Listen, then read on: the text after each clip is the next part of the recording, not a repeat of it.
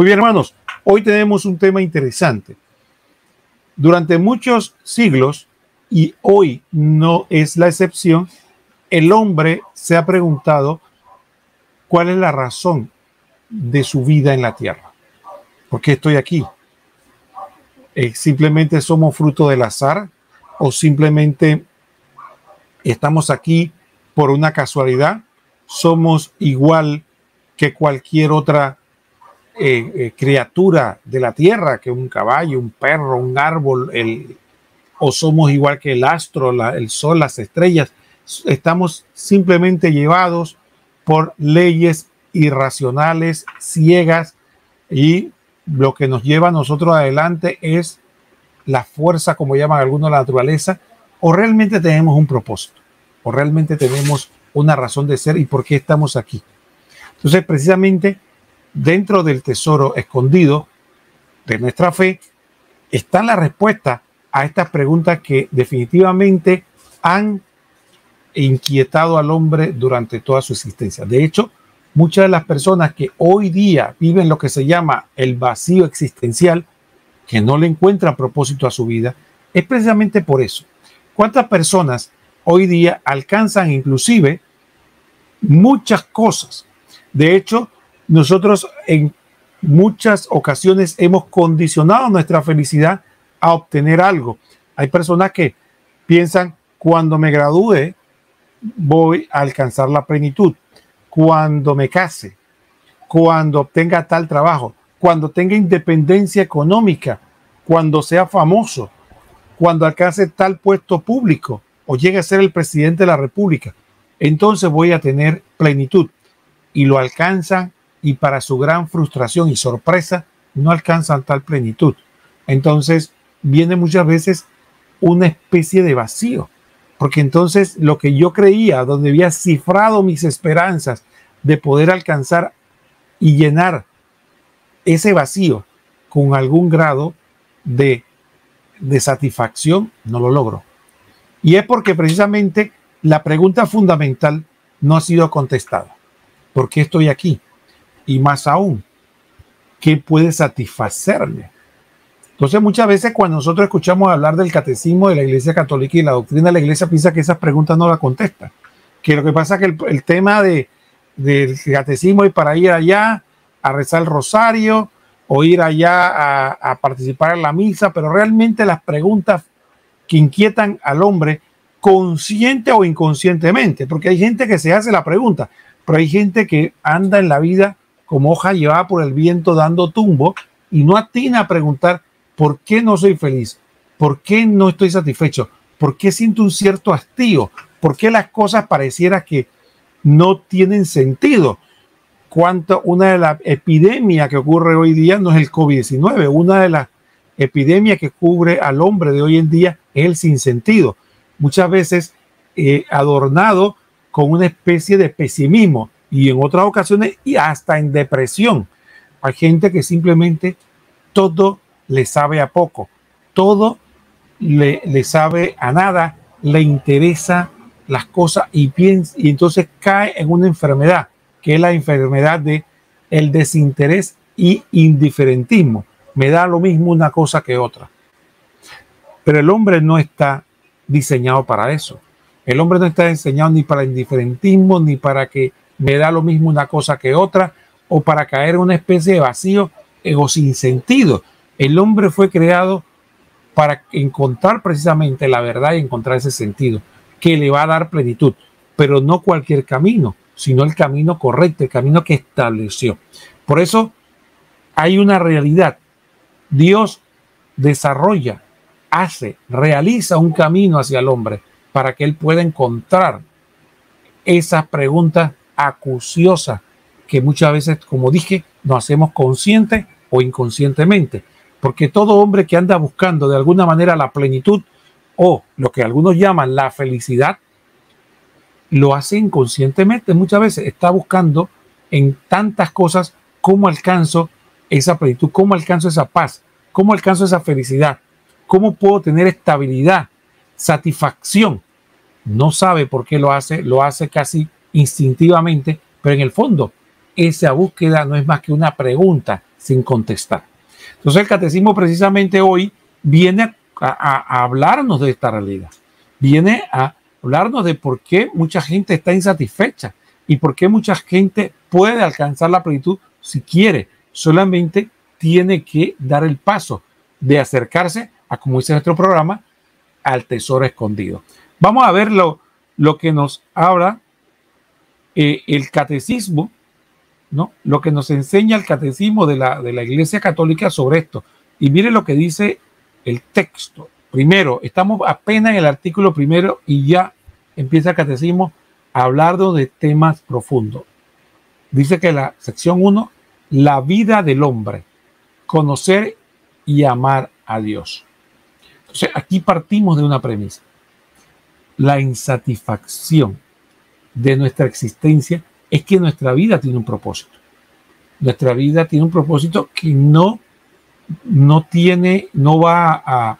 vamos a encontrar paz, sosiego, descanso hasta que no logremos ese propósito, que es conocer y amar a Dios. Es el único fundamental. San Agustín lo expresó de una manera que la gente ha parafraseado muchas veces, pero básicamente, palabras más, palabras menos, dice que San Agustín dijo: nos creaste para ti, Señor, y estaremos inquietos y no descansaremos en paz hasta que no descansemos en ti. Entonces, la primera verdad es que el hombre no está aquí en la tierra ni para vivir muchos años, ni para casarse, ni para tener hijos, ni para lograr grandes obras o tener grandes negocios, adquirir muchas propiedades o tener salud, dinero, bienes materiales. No, el hombre tiene la vida terrena, se le otorga como un don para conocer y amar a Dios. No hay otro. Y muchas veces nosotros en nuestra vida espiritual, en el catolicismo, inclusive no atinamos a encontrar cuál es nuestro propósito. No atinamos. Porque vamos a la iglesia creyendo que en la iglesia vamos a buscar alivio a nuestras inquietudes o vamos a buscar encontrar lo que pensamos que va a aliviar nuestra necesidad. Entonces vamos a la iglesia a pedir: Señor, yo quiero el trabajo. Señor, yo quiero que tal mujer se case conmigo, tal hombre se case conmigo. Señor, yo quiero que mi esposo cambie. Señor, yo quiero que mi hijo sea mejor. O Señor, yo quiero un hijo, ¿no? O Señor, yo quiero que mi mamá y papá no se mueran. Y así podríamos contar miles y millones de peticiones distintas donde el hombre va a buscar a Dios pensando que Él es el proveedor de lo que yo necesito para poder tener satisfacción. Y entonces seguimos de una insatisfacción a otra. Y por eso inclusive gente que va a la iglesia no encuentra la verdadera satisfacción. ¿Por qué? Porque nosotros tenemos que encontrarnos con Dios. Porque la satisfacción, nuestra carencia, nuestra ausencia es la falta de conocer y amar a Dios. El conocer y amar a Dios es lo que nos va a dar plenitud. Por eso el Señor nos decía: busquen el reino y su justicia y lo demás le vendrá por añadidura. Entonces, esta radical verdad, muchas veces, inclusive me atrevería yo a decir, poco predicada, porque no es popular. Porque la gente, ¿qué es lo que quiere? Oír que el Señor es bueno, que el Señor es maravilloso, que el Señor te va a obtener esto y esto y esto. Entonces, es el Señor proveedor, el Señor bombero, el Señor corredor de bolsa que me va a conseguir los bienes materiales que yo necesito. Entonces, efectivamente, convertimos a Dios en una caricatura, en una especie de genio que está a mi servicio, que yo cuando le froto la lámpara, en este caso no es frotar la lámpara, sino hacer tal cosa, tal manda, tal oración, cumplir con tales requisitos, Él tiene que cumplir mis deseos. Entonces, efectivamente, vaciamos de sentido nuestra fe y olvidamos que nosotros nos encontramos con nuestra fe, encontramos el tesoro que nuestra fe nos trae, es conocer y amar a Dios, que es la plenitud de todas las plenitudes. De hecho, para los que creemos en el cielo, los que creemos en Dios y que después de esta vida no acaba todo, la plenitud que nosotros llevamos, donde ya no va a haber dolor, no va a haber muerte, no va a haber más lágrimas, todo va a ser felicidad, es simplemente el cielo, que es la comunión con Dios, que no es más que conocer y amar a Dios. Por eso no estamos llamados en esta tierra a vivir la primicia, dice la palabra, del reino de los cielos, la primicia del cielo, porque en la medida que nosotros nos unamos en esta tierra a Dios, entonces vamos a tener la primicia del cielo, no porque vamos a estar nadando en prosperidad, en salud o en los bienes terrenos que nos los puede dar, pero ese no es el fundamento de nuestra plenitud, porque si fuera así, tendríamos la visión que tienen algunas religiones de que el cielo, algunas otras religiones piensan que el cielo es que vamos a obtener allá todos los bienes que no pudimos adquirir en la tierra. Entonces tienen esa visión materialista del cielo. No, el cielo ¿qué es? Obtener todos los bienes que no obtuve en la tierra, esa plenitud. Y sería empobrecer totalmente la concepción de la vida plena o la vida eterna o la vida en el cielo.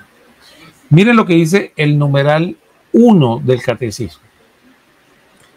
Dios, infinitamente perfecto, bienaventurado en sí mismo, en un designio de pura bondad, ha creado libremente al hombre para hacerle partícipe de su vida bienaventurada. Esta frase está rica en contenido que todo el programa lo pudiéramos hacer acerca de ello. Sin embargo, vamos a hacer un breve resumen. En primer lugar, Dios, que es el nombre con que conocemos al Ser Supremo, al Creador de todo, aquel que existía desde toda la eternidad y que es el origen de todo, y nada nada lo originó a él porque él siempre existió, es infinitamente perfecto. Por lo tanto, en él, entendiendo la perfección como la carencia, en él no hay ninguna carencia. No hay nada que le haga falta. De él proviene todo y él lo tiene todo en plenitud. Entonces, nada le hace falta porque la imperfección no es más que una carencia que tenemos algunos de nosotros. Entonces, efectivamente, cuando decimos que ese Ser Supremo, que es infinitamente perfecto, por lo tanto no tiene ninguna carencia, entonces eso como consecuencia dice que es bienaventurado en sí mismo. Es decir, la felicidad, que es la plenitud, la tiene en sí mismo porque él lo tiene todo. Por lo tanto, él no requiere de nada externo para ser feliz. A contrario de nosotros en nuestras carencias, en nuestras necesidades, como digo yo, en nuestra indigencia, el hombre requiere de algo que no es el mismo para poder alcanzar la plenitud. He ahí porque estamos permanentemente buscando y pareciera que tenemos una sed, para hacer una analogía con la realidad natural, de buscar algo que no atinamos y lamentablemente mucha gente, algunos desatinan al buscar los bienes materiales y hasta en la alienación cuando lo buscan en diferentes tipos de alienaciones. Por ejemplo, cuando se quiere sumergir en los vicios como en la promiscuidad, en la lujuria, en la gula, en las drogas, ¿no? Entonces cuando se va sumergiendo en eso es porque está buscando en el exterior de manera desesperada la bienaventuranza, el gozo, la plenitud. De hecho, por eso es que Jesucristo, cuando en el Evangelio de Mateo nos habla de bienaventurado, porque ese es el término con que se manifiesta no una felicidad simple y llanamente terrena y básica. Por eso se habla de los bienaventurados del cielo, sino la felicidad en grado sumo, en grado pleno. Entonces dice que Dios es bienaventurado en sí mismo. Por lo tanto, Dios no necesita a nosotros, ni para ser feliz, ni para ser Dios, ni para hacer nada. Entonces, eso de que Dios necesita que nosotros lo oremos, o que Dios está mendigando nuestras oraciones, o lo que podamos nosotros hacer, es no es para que nosotros podamos ni agregarle divinidad o felicidad. Pero fíjate que en la versión del panteón griego, los griegos creían que los dioses, ellos dependían de los dioses, pero los dioses también dependían de ellos. Que cuando ellos dejaban de creer en los dioses los castigaban, porque cuando los seres humanos dejaban de creer con los dioses, de alguna manera le estaban quitando vida. Entonces había como una interdependencia. Algunos tienen esa visión todavía de Dios, que existe una interdependencia en que el hombre de alguna manera contribuye a Dios y Dios es absoluto. De hecho, una de las concepciones ateas es eso, de que Dios no creó al hombre, sino que el hombre fue el que creó a Dios. Y siempre han tenido esa visión como de un Dios dependiente. Sin embargo, es una contradicción en sí misma, porque incluso el Dios de la filosofía, no el Dios revelado, el Dios pensado, se sabe que si dependiera de nosotros, la criatura, entonces no fuera Dios, fuera una criatura más. Entonces, una definición básica de Dios es que no puede depender de ninguna de sus criaturas, porque entonces ya no sería Dios. Sería una criatura muy grande, muy fuerte, pero criatura al fin. Entonces, por eso decimos que Dios es infinitamente perfecto y bienaventurado en sí mismo. Entonces, entendiendo esto, que Él no necesita de nadie, entonces, por eso, en un designio de pura bondad, y es la pura bondad, es la capacidad de alguien cuando puede dar algo y por darlo no aspira a recibir absolutamente nada, porque inclusive el dador o el que recibe el don no le puede dar nada. Por ejemplo, nosotros no le podemos dar a Dios nada que Él no tenga. Por eso San Pablo en un texto dice: ¿de qué te vanaglorias? ¿Qué tienes que no hayas recibido? Y es verdad. ¿Qué tenemos nosotros que no hemos recibido?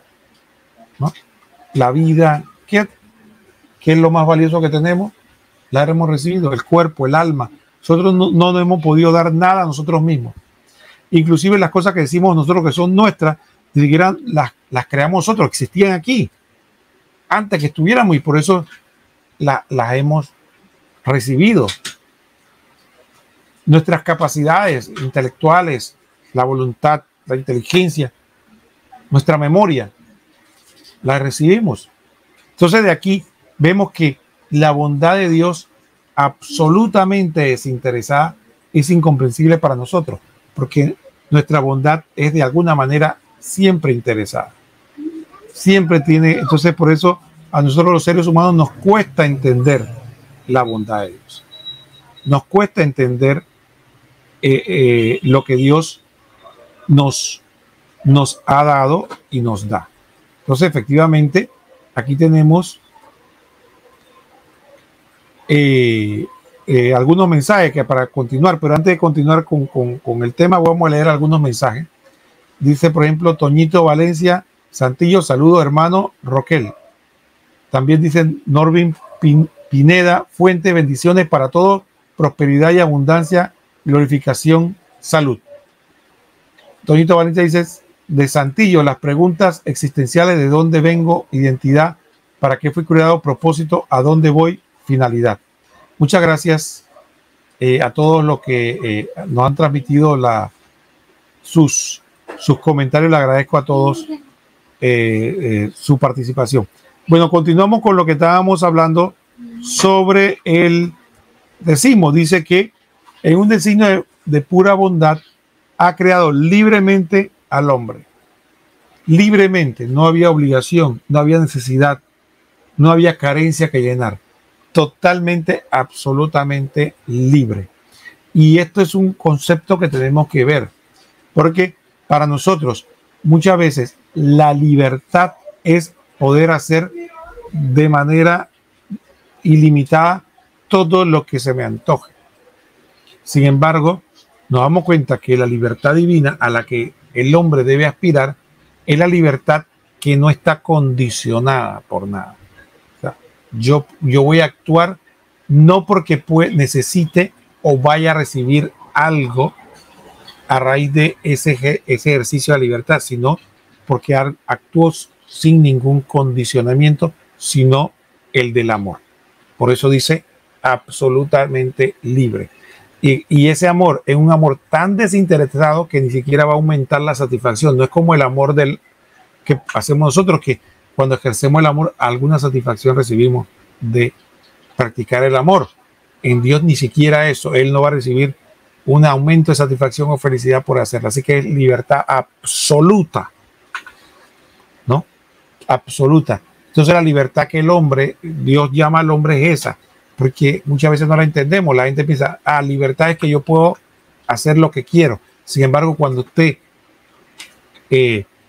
permite que lo que desea o el goce que va a recibir por lo que ejerce su libertad sea lo que condiciona, entonces usted está condicionado a algo más, al goce o a la gana. Alguien decía con acuciosidad, si usted cree que la libertad es hacer siempre lo que me da la gana, entonces el acondicionamiento suyo es la gana y por lo tanto es esclavo de la gana.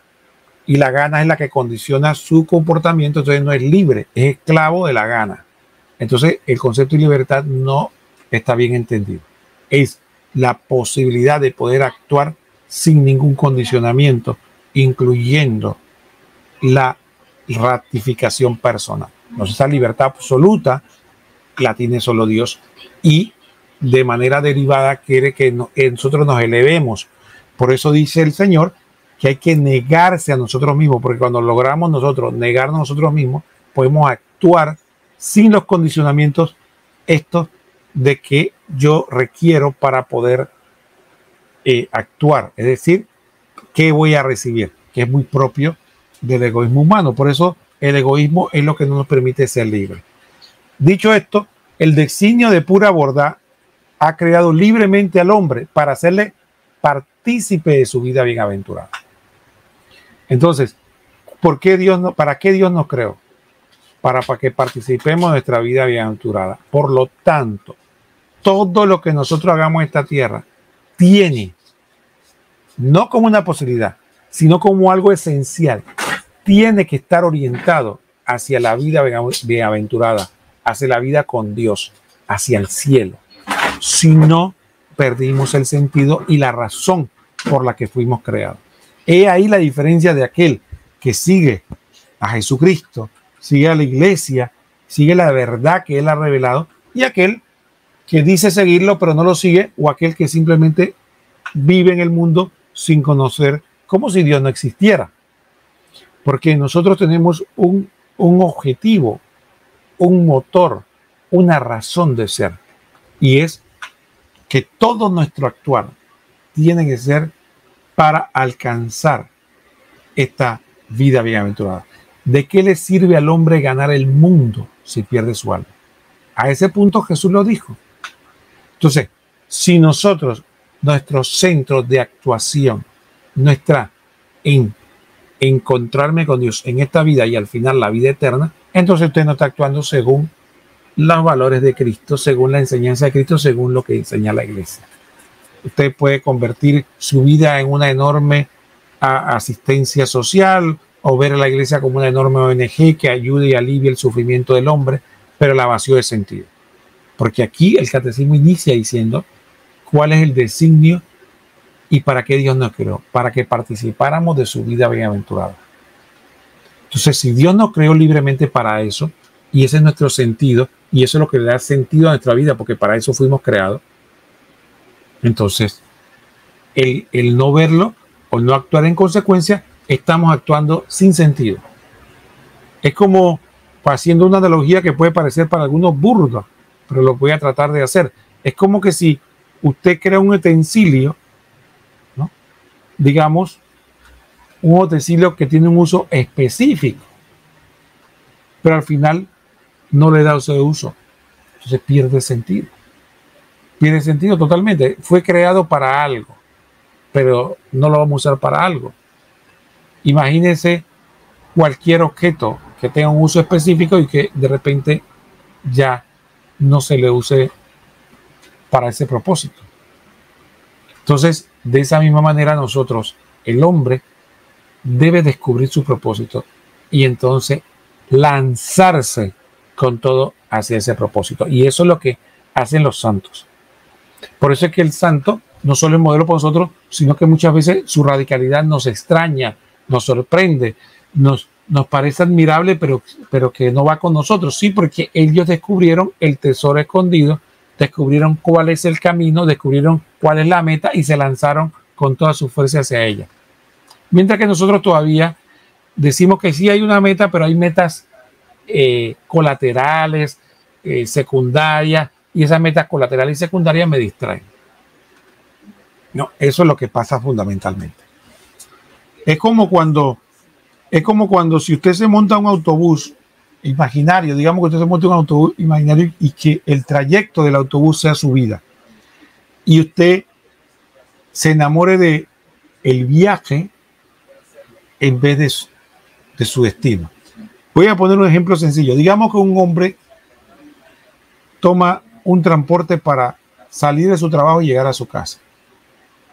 Desde que él toma el autobús, su anhelo, su deseo, su gusto es poder llegar a su casa, poder llegar, despojarse de lo que, toda esta ropa que posiblemente le incomoda, poder sentarse a descansar, relajarse, sentirse libre, cómodo porque llegó a su casa.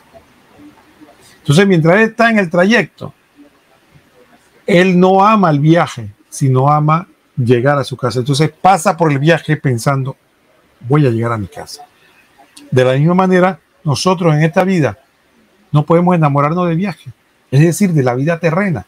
Tiene su valor, tiene su sentido, nos ayuda a llegar a la casa, que es el lugar de descanso, el lugar de la bienaventuranza, el lugar de la plenitud. Pero sería un grave error que nos enamoráramos del viaje cuando nuestro objetivo es llegar a la casa. Y hay gente que incluso quiere que el viaje se mantenga de manera indefinida, como que si nunca quisiera llegar a su casa. Entonces así mismo nos pasa a nosotros cuando perdemos el sentido de cuál es la razón por la que fuimos creados libremente y por pura bondad de Dios. Vamos a ver el siguiente numeral que nos dice el párrafo. Dice así. Dice así el siguiente. Perdón, pasé la cuestión, voy a ponerla nuevamente, disculpe.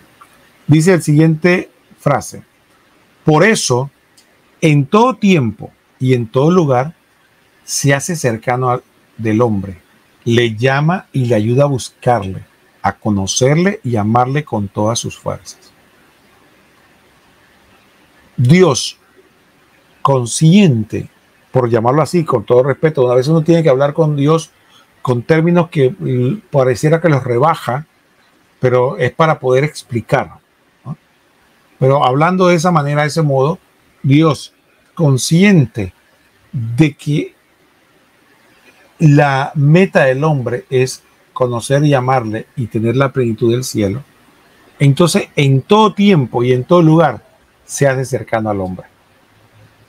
Por eso la palabra dice que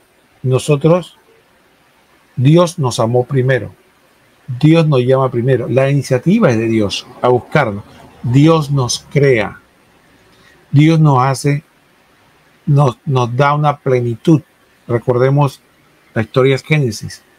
El hombre se rebela contra Dios, separa esa relación, vive las consecuencias. Sin embargo, Dios se mantiene cercano por su absoluta bondad, amor hacia el hombre, a pesar de ser el ser humano desagradecido. Él se mantiene siempre y en todo tiempo y en todo lugar cercano al hombre. Uno de los dramas del hombre de hoy es que no se siente cerca de Dios. Piensa que Dios está lejano. ¿Y sabe por qué? Porque buscamos a Dios en el lugar equivocado. Si lo busco en el cielo no lo encuentro, lo busco en la tierra no lo veo, lo busco a la derecha no lo veo, lo busco a la izquierda no lo veo, lo busco en lo profundo de la tierra, en lo profundo del mar y no lo veo. ¿Dónde está Dios que no te veo? Es que Dios está más dentro de ti que ti mismo. Entonces, como el hombre de hoy no quiere entrar en sí mismo, no quiere buscar en su interior, no quiere ahondar en su verdad, estar en el lugar donde solamente cada quien puede estar, en su propio yo, en su propio interior, donde están todos los secretos, allí está Dios. Búscalo ahí y lo vas a encontrar. Habla con Él en la absoluta intimidad en la que van a estar totalmente solos. Es como la alcoba matrimonial de la absoluta intimidad. Ahí está Dios, pero queremos buscarlo aquí, allá, por allá. Dice el Señor que si alguien obedece mi palabra, mi Padre y yo lo amaremos y haremos morada en Él. Dios está, muchas veces nos buscamos, entonces Él está cerca de nosotros, pero nosotros no lo encontramos, ni lo percibimos. ¿Por qué? Porque aborrecemos el silencio. Usted ve en una casa una persona, de repente apaga todos los aparatos, deja todo en silencio y al poco rato se siente inquieto. Se siente, hay que prender algo, hay que encender algo, porque es que el silencio me enloquece. Solo el silencio. Ahora imagínense por un momento no solo el silencio, sino cerrar los ojos en ese silencio y pensar en uno mismo. Tratar de, como si uno se pudiera sumergir en su propio interior, mentalmente hablando, entrar en la intimidad propia. Ahí muchas personas se atemorizan, tienen miedo. O, peor aún, quieren buscar allá, pero quieren buscar un vacío, quieren vaciarse. Y no hay vacío tal. Ahí estoy yo, pero también está alguien, aquel que es cercano, aquel que está siempre conmigo. Y eso va a ser uno de los dramas cuando tengamos que pasar a la vida terrena, que podamos ver a Dios cara a cara y decirle, ¿dónde estuviste, Señor? Y va a ser una sorpresa para nosotros cuando Él nos enseñe qué tan cerca estuvimos de Él todo el tiempo ahí y no lo reconocimos, no lo buscamos, hicimos que no lo veíamos.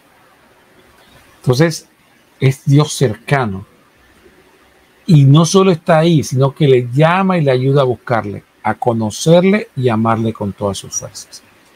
Dios quiere que todos los hombres se salven y lleguen al conocimiento de la verdad. Cuando llegue el juicio terreno, cuando llegue el juicio de Dios, nos vamos a sorprender de que todas las personas recibimos la oportunidad de conocerle y amarle. Nosotros los seres humanos no podemos verlo todo, pero Dios sí viene el corazón del hombre, de cada uno de nosotros. Y Él sabe perfectamente a quién le habló, cómo le habló y si lo rechazó, lo aceptó.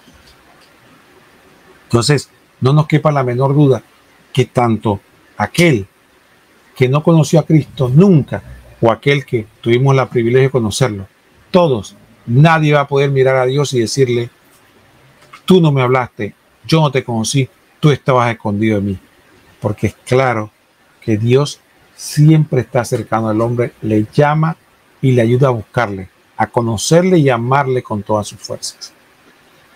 El otro concepto importante es en la última frase, que ¿para qué nos busca? Para conocer y amar con todas las fuerzas. ¿Cuál es el primer mandamiento de la ley de Dios? Decimos nosotros los católicos, amar a Dios sobre todas las cosas. Y no es más que un resumen de del Shema Israel. Shema Israel. Escucha Israel, el Señor es uno. Amarás al Señor tu Dios con todo tu corazón, con toda tu alma, con todas tus fuerzas, con toda tu mente. El Señor tu Dios es uno. No hay otros dioses. Pero así como es uno, el amor hacia Dios es exclusivo y único. Y todo nuestro trabajo en esta vida es tratar de quitar todos los obstáculos y todas las cosas que me impiden amar en plenitud a Dios, para que yo pueda entonces alcanzar la plenitud. Ningún santo, ningún ser humano, ninguna criatura puede amar en plenitud si no ama a Dios primero. No es al revés. No es porque yo amo a mi prójimo es que amo a Dios. Y es ahí uno de los grandes problemas, ¿Por qué muchas personas en el camino de la fe se frustran, se estrellan? Porque piensan que se trata de un camino del hombre hacia Dios. No, es un camino de Dios hacia el hombre.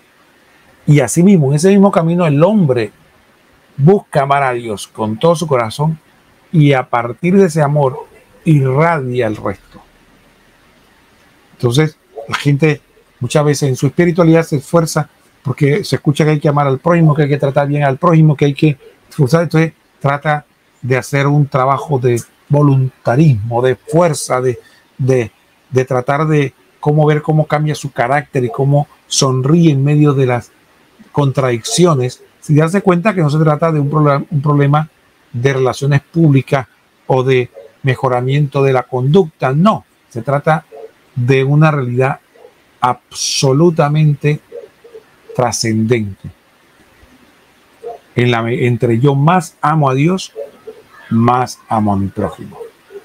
Entre más me uno a Dios, más soy capaz de entregarme a mis hermanos y más soy capaz de negarme a mí mismo.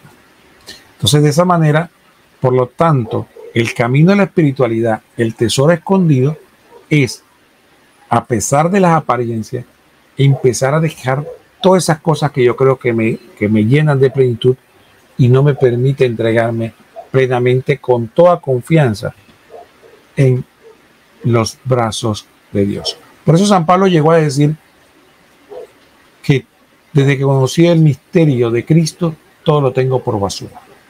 Cuando llegó a ese convencimiento de que lo único que le daba sentido a su vida era el misterio de Cristo, el misterio de Dios. La última frase dice, para lograr, dice, convoca a todos los hombres que el pecado dispersó a la unidad de la familia, la iglesia. Entonces, efectivamente, aquí viene otro concepto importante de tesoro escondido.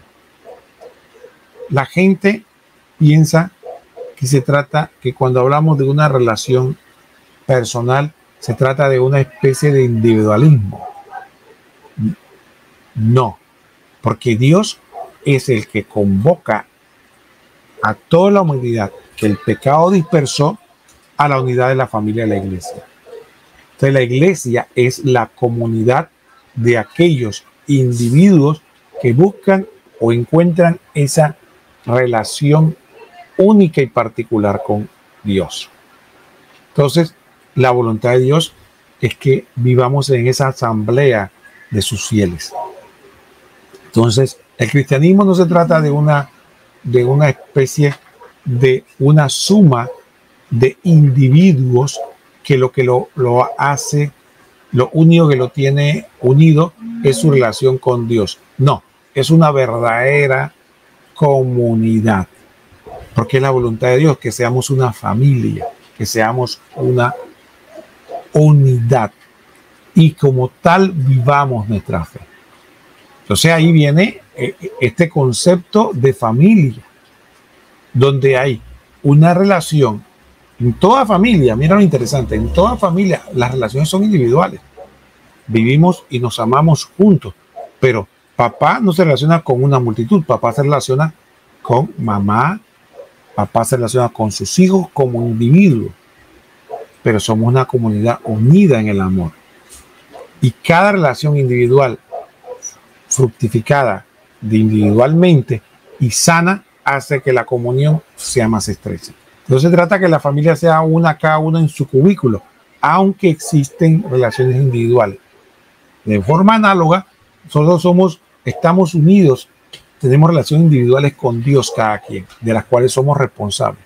Pero esa relación con Dios hace que nosotros nos unamos como una santa familia unidas y es la voluntad de Dios que vivamos así, unidos entre nosotros, pero sobre todo por el lazo ese de unión de cada uno con Dios. Por eso, en la comunidad familiar de la iglesia, entre cada individuo esté menos unido con Dios, es como un eslabón más débil que no contribuye a la comunidad. Por eso San Pablo decía que el cuerpo de Cristo, ¿no?, era simiente de unidad. Así como todos como comemos de un solo pan, somos un solo cuerpo, porque es la unidad con Cristo, la unidad con Dios, es la que cimenta la unidad de la iglesia, la unidad de los individuos entregados a Dios. Hay otro, la última párrafo dice lo siguiente: Dios quiere que le amemos sobre todas las cosas y nos entreguemos a Él, no para otorgarle nada, porque sabemos que Dios no necesita nada de nosotros, sino para Él darnos el don que quiere otorgarnos, pero no quiere de nuestra voluntad. Nos dio libertad para que podamos aceptarlo libremente como un regalo. Pero para lograr esto, para alcanzar esto que el pecado dispersó, nos quiere unir a la iglesia. Pero dice el Señor, dice el catecismo, para lograrlo, llegue a la plenitud de los tiempos, envió a su Hijo como Redentor y Salvador. En Él y por Él llama a los hombres a ser, en el Espíritu Santo, sus hijos de adopción y por tanto los herederos de su vida bienaventurada. Esto es un verdadero resumen de profundísimo. Este otro párrafo que si tuviera tiempo podríamos explorar muchísimo más. Pero baste por ahora decir, porque estos temas los vamos a ir abordando poco a poco a lo largo del catecismo, baste ahora por decir que para lograr llegar a la plenitud de los tiempos, envió Dios como Redentor y Salvador a su Hijo. Por eso los Hechos dice que no hay otro nombre dado a los hombres por el cual podamos salvarnos. Y he aquí un aspecto importante que quisiera destacar, que es el ímpetu misionero. Nosotros no podemos dejar de hablar y de proclamar lo que hemos visto y oído, decían los apóstoles. No podemos dejar de hacerlo, porque el misterio de Cristo y la riqueza de Cristo es tal que sería un acto de enorme egoísmo quedarnos nosotros con Él.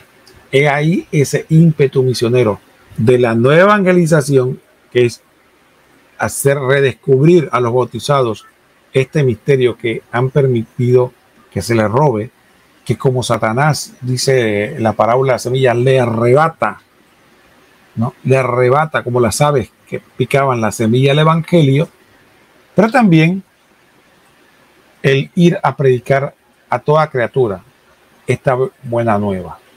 Por lo tanto, no podemos descansar pensando de que cada quien haga lo que le da la gana, que los bautizados que quieren alegrarse de la iglesia que se queden ahí, que los bautizados que abandonaron la unidad de la iglesia se queden en la iglesia que quieren, que aquellos que no tienen la plenitud de la fe se queden como tal, y mucho más aquellos que ni siquiera han conocido a Cristo se queden como tal. El ímpetu misionero se basa en haber descubierto el misterio insondable del amor de Dios por los hombres al darnos a su único Hijo Redentor y Salvador del mundo.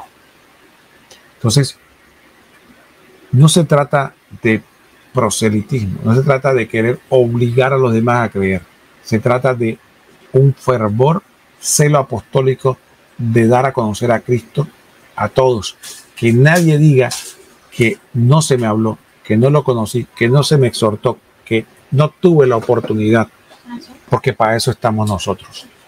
Cada uno de nosotros, en el metro cuadrado que nos toca vivir, tenemos la obligación de no descansar con la oración, con los sacrificios, llámese ayuno, penitencia, la asistencia a la misa, nuestras confesiones y nuestra testimonio y predicación, hacer que a todos les llegue el Evangelio y tengan la oportunidad de conocer la verdad y alcanzar la salvación. Entonces, esto es una realidad.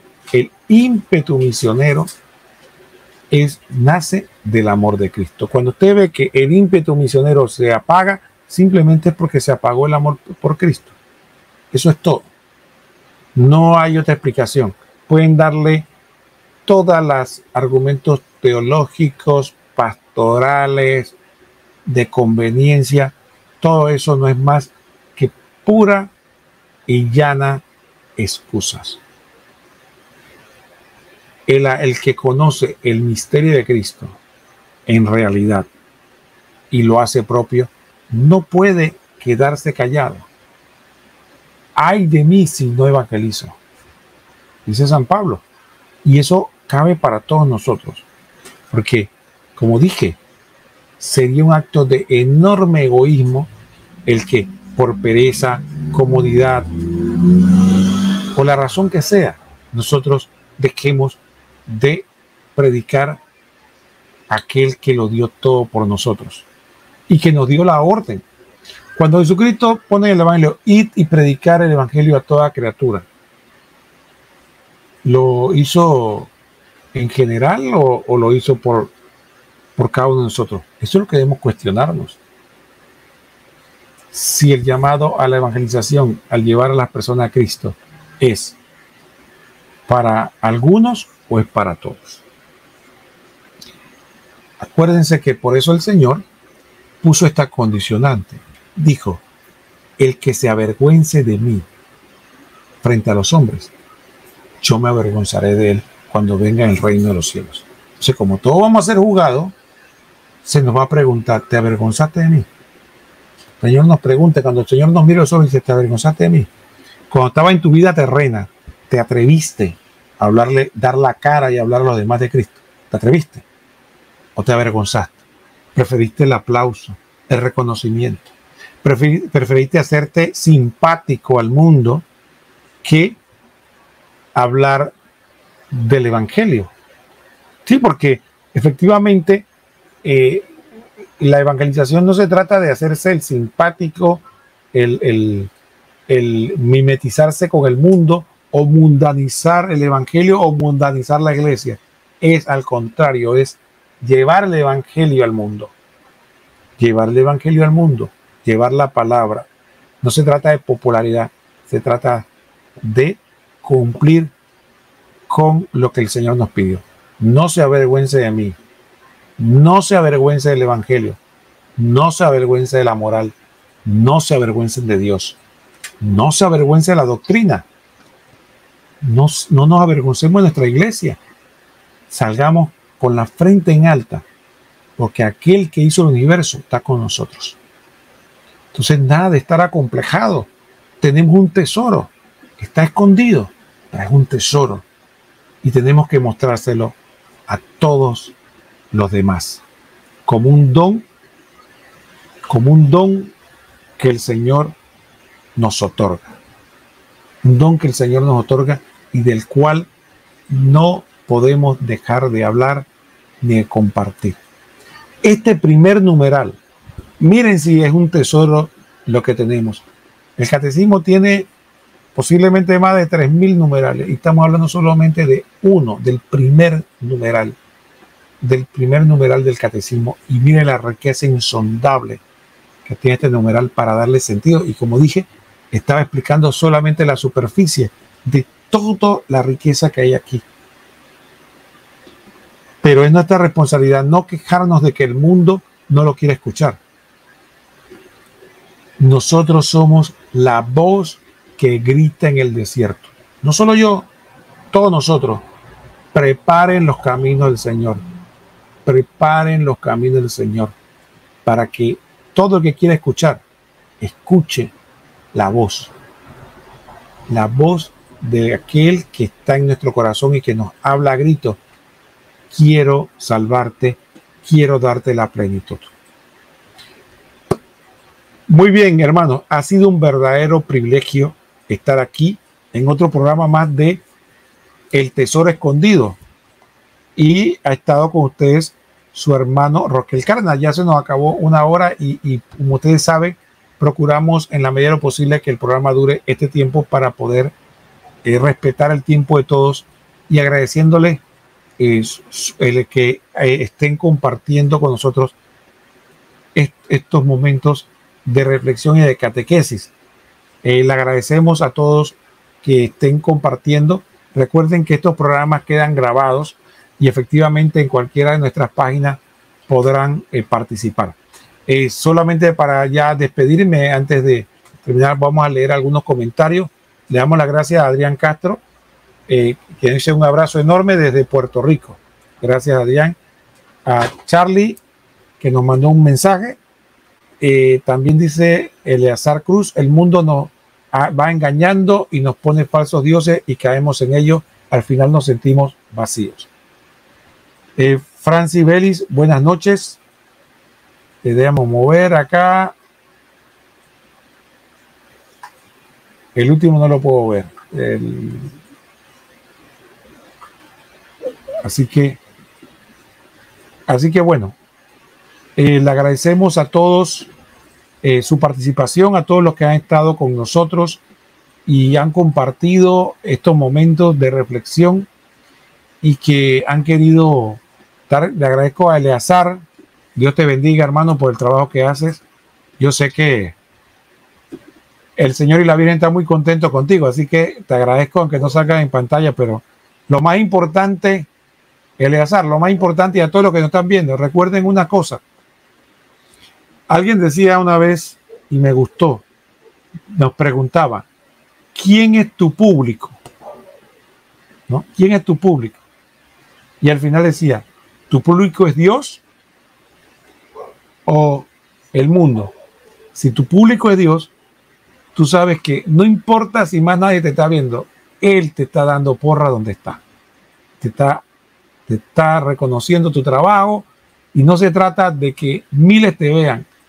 Decía este expositor, me gustó porque decía, si tú tuvieras que patear un penal, pues usando el aspecto futbolístico, y tuviera un estadio lleno de 100,000 personas victoriando tu nombre, sería más importante que si vas a patear el mismo penal que tuviera solo uno, Jesucristo, viéndote y dándote porra. Dale, patea, mete el gol. ¿Qué público tú prefieres? Una pregunta interesante para que reflexionemos. ¿Qué público quieres? Si Jesucristo fuera tu único público, eso sería satisfactorio para ti. Así que eso es lo que nosotros tenemos que saber.